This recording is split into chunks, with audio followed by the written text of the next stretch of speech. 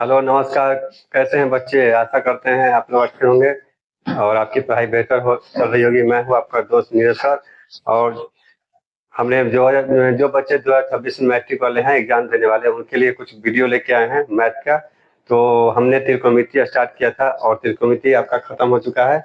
ठीक है, तो जो बच्चे नए हैं वो जाकर वीडियो पहले देखें, है ना। और आज हम स्टार्ट करेंगे नए सिरे से, मतलब फर्स्ट चैप्टर से स्टार्ट करने वाले हैं मैथ का। ठीक है, तो चलिए आगे बढ़ते हैं। जो फर्स्ट चैप्टर आपका है, आप लोग तो सारे बच्चे लोग पढ़ चुके हैं। ठीक है, तो ये आपका रिवाइज चल रहा है। तो रिवाइज चल रहा है तो बस इसमें ज्यादा फोकस कीजिए, इसी पर ज्यादा इधर उधर मत कीजिए, है ना। जो बता रहे हैं वो आपके लिए इम्पोर्टेंट क्वेश्चन ही ला के सॉरी इम्पोर्टेंट क्वेश्चन ही बता रहे हैं आपके, जो एग्जाम में अक्सर आते हैं और उसी टाइप के क्वेश्चन आते हैं और आते भी आएंगे भी। ठीक है, तो इसको रिवाइज कीजिए, रोज देखिए, जहाँ समझ में नहीं आए उसको कमेंट करके बताइए, पूछिए कि जिसमें आपको दिक्कत हो रहा है वो क्वेश्चन फिर से बताइए, तो हम बताएंगे आपको।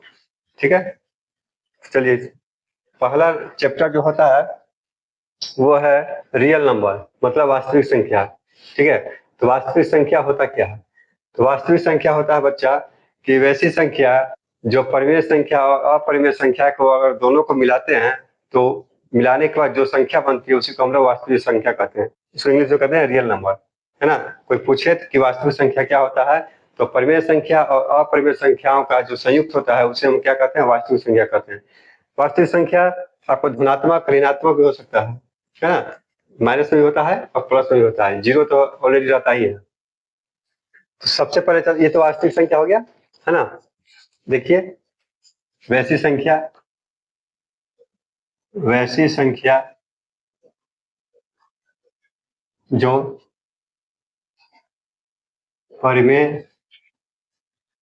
अथवा अथवा लिखिए या कीजिए,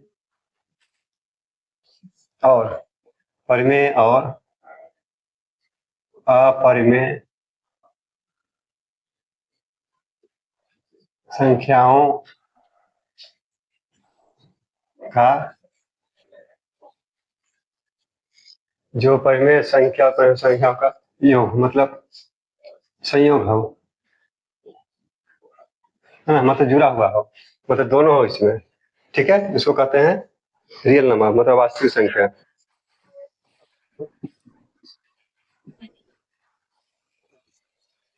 दूसरा चलते हैं परिमेय संख्या। परिमेय संख्या क्या होती है? वैसी संख्या कट गया,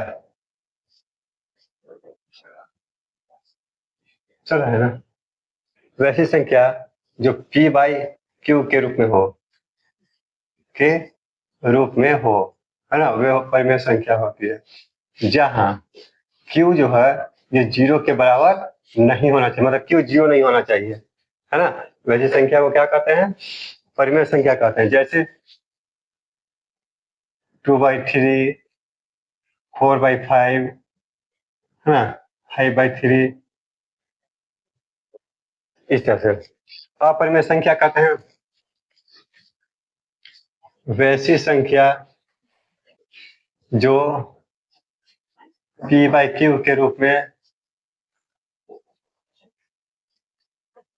नहीं हो, है ना। जैसे सेम इसका भी होगा, जैसे मान के चलिए √3, √5, √6, इस तरह से। ठीक है,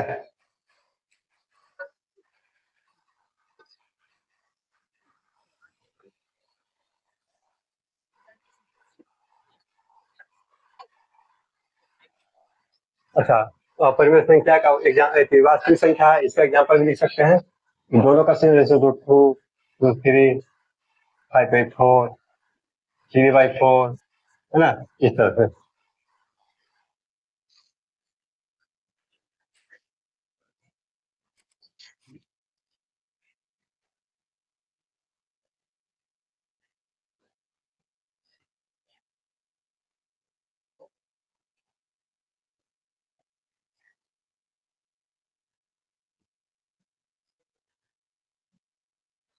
चलिए नेक्स्ट इसमें आते हैं, आपका मेन जो स्टार्ट होता है, ये तो डिफिनेशन हो गया आपका वास्तविक संख्या का। मेन बात है ये होता है भाग। फर्स्ट चैप्टर में आपको पढ़ना है भाग। एल्गोरिदम मेथड जो का होता है वो फॉर्मूला इसका होता है ये, ठीक है। A equal to b q plus r, जहां जो है जीरो से आर जो है आर जीरो या जीरो से बड़ा होगा या तो बराबर होगा, और आर से बड़ा क्या होता है बी होता है ना। जहां जहां लिख दिए।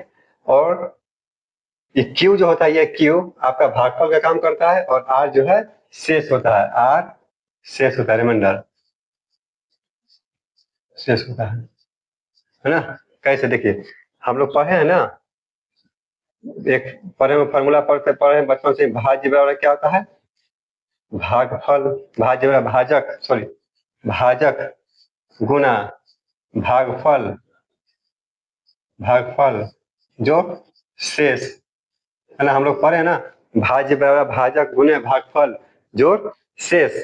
तो भाज्य का काम कर रहा है ए, भाजक भाजक का काम कर रहा है बी, भागफल का काम कर रहा है क्यू, और शेष का काम कर रहा है आर, है ना। भाज्य बराबर भाजक गुने भागफल जोड़ शेष, ये हो गया फॉर्मूला। ऐसे समझिए। ऑब्जेक्टिव क्वेश्चन में आपका एक पूछा जाता है इस टाइप का, जैसे मान लीजिए कि मौसम दे दिया, ठीक है। मौसम मौसम में एक ए या बी कुछ भी दे सकता है ना। और ये दो को संख्या दिया है, तो कहेगा इसका मौसम क्या होता है, हमेशा एक होगा, ठीक है। मान के चलिए, अच्छा अगर दोनों संख्या सेम है, मान के चलिए कि दो संख्या है, ये भी दो है, इसका मौसम क्या हो जाएगा दो हो जाएगा, ठीक है। अगर मौसम पूछेगा कि एक कोई संख्या दे दिया है, जैसे टू दे दिया, जीरो दे दिया, तो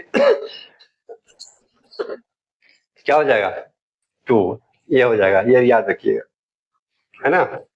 ये ऑब्जेक्टिव के लिए है।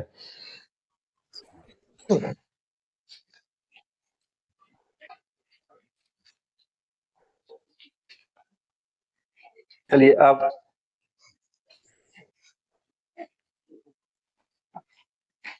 ये चीज तो समझ में आ गया, अब बढ़ते हैं आगे क्वेश्चन की ओर, ठीक है। आप लोग तो सब उतार लिए होंगे इसको, आशा करते हैं ये सब समझ में आ गया होगा, क्योंकि आप लोग तो पढ़ चुके हैं, इसका रिवाइज कर रहे हैं। तो चलिए आगे बढ़ते हैं हम लोग।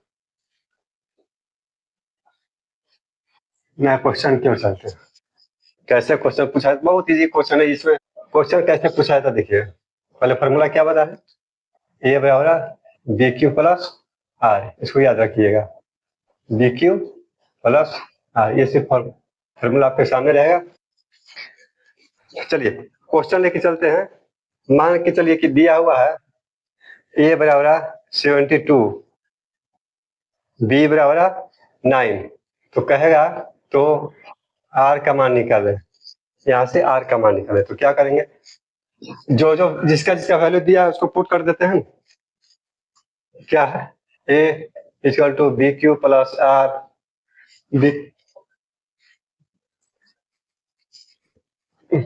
ए equal to b q plus r, a का मान 72, ठीक है 72, बी का मान दे दिया है 9, तो यहाँ पर हम क्यू का मान क्या रखेंगे, अब प्लस आर है, जहाँ आर का मान क्या होता है शेष रिमाइंडर, तो आर का मान क्या दे सकते हैं, जीरो से कुछ भी, जीरो एक दो तीन चार कुछ भी दे सकते हैं, है ना।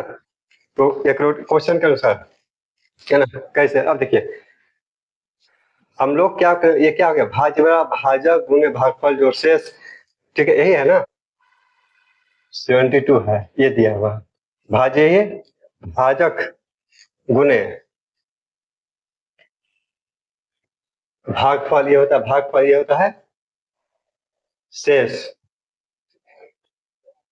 है ना। तो निकालते कैसे हैं, अगर इसको हम निकालना होता है, भाज्य निकालना होता है, भाज्य होता है भाजक गुणे भागफल, ये हो गया भाजक, तो भाजक गुणे भागफल जोड़ शेष, नहीं करते हैं ना, भाजक गुणे भागफल जोड़ शेष लगाते हैं। तो ऐसे देखिए 9 है, तो क्या 9 के टेबल में 72 आता है, ये कि हाँ सर आता है, कितने टाइम आता है 8 टाइम, 8 टाइम आया, 72 कट गया, क्या बचा रिमाइंडर जीरो बचा। तो यहाँ पूछ क्या रहा है हमसे, कि आर का मान निकले, तो आर का मान क्या हम लिख सकते हैं? आर का मान हो जाएगा 0, है ना? क्योंकि ये तो कट गया है, ये तो सीधे सीधे आ गया 9 यही लाना होता है, तो 72 तो आ ही गया, तो हमारे पास आर बराबर क्या बचेगा 0। हम और डिजिट लिख सकते हैं? नहीं, अगर एक भी लिखेंगे तो क्या हो जाएगा, 72 73 हो जाएगा, जो इससे बड़ा हो रहा है ना? तो शेष जो है इसके अनुसार चलेगा। समझ में आया? चलिए आगे बढ़ते हैं, क्वेश्चन को समझ में आ जाएगा, इसको ये नहीं है। चलिए और एक और क्वेश्चन लेते हैं। हाँ, अगर दे दिया है कि a बराबर है 37, b बराबर है 4, r बराबर है 1, तो निकालिए q का मान। q का मान निकालिए, कैसे निकालेंगे? सबसे इसी पे पुट कर देना है, बस पुट कर देना है। क्या पुट करना है? a का मान दे दिया कितना 37, b का मान दे दिया है 4, q का मान निकालना है, r का मान 1। ठीक है, तो इसको कैसे करेंगे? 37 4 q प्लस 1। अब क्या करेंगे, इसको इधर लाइए या इसको इधर लाइए। 37 माइनस 1 इक्वल टू 4q, ये क्या हो जाएगा 36, q बराबर 25 को 4, इसमें तो क्या हो जाएगा 9 हो जाएगा, 9 हो गया। तो q का मान आपका आ गया 9। बस इसी तरह से क्वेश्चन पूछेगा, इससे आलतू फालतू क्वेश्चन नहीं पूछेगा, इसलिए हड़बड़ाने की कोई बात नहीं है। आप बस मेथड देखिए कि क्या करना है, आप बस इसको पुट कीजिए।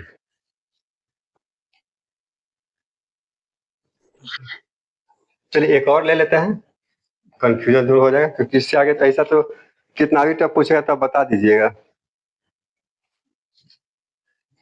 एक और ले लेते हैं, ए बराबर 37 तो ले लिए हैं,